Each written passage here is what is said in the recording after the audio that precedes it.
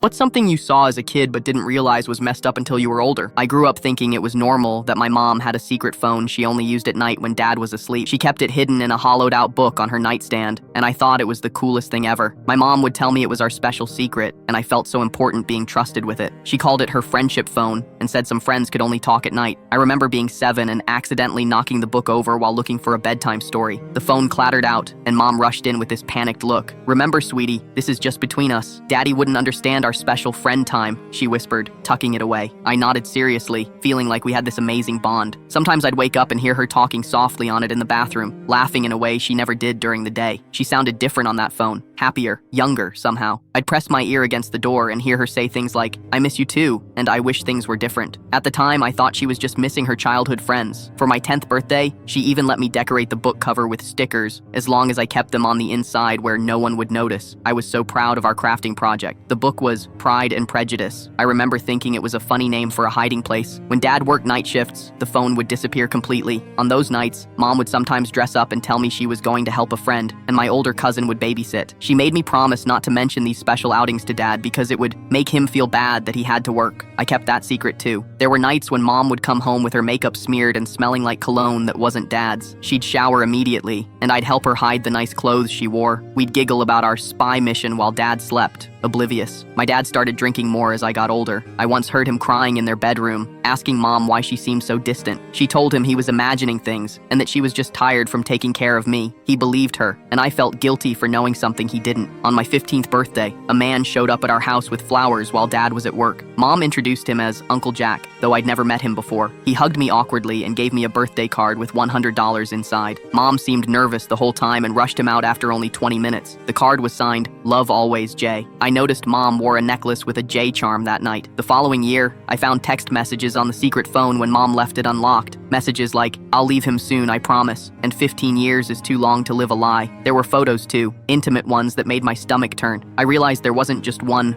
friend, there were several over the years. It wasn't until I was 17 and overheard a massive fight between my parents that everything fell into place. Dad found the phone and discovered mom had been having affairs for most of my childhood. The friendship phone was her way of maintaining a separate life right under our noses. What broke me wasn't just learning about the affairs, it was realizing that some of Uncle Jack's birthday and Christmas gifts over the years had actually been from mom's lover, that the reason we suddenly moved across town when I was 12 wasn't because of dad's job, but because one of mom's boyfriends got too possessive and started driving by our house. I felt sick realizing I'd been her accomplice all those years, keeping her secret and even helping her hide it from my dad. The worst part, dad looked at me during that fight and asked, "Did you know about this?" And I couldn't lie anymore. The look of betrayal in his eyes when I nodded still haunts me 10 years later.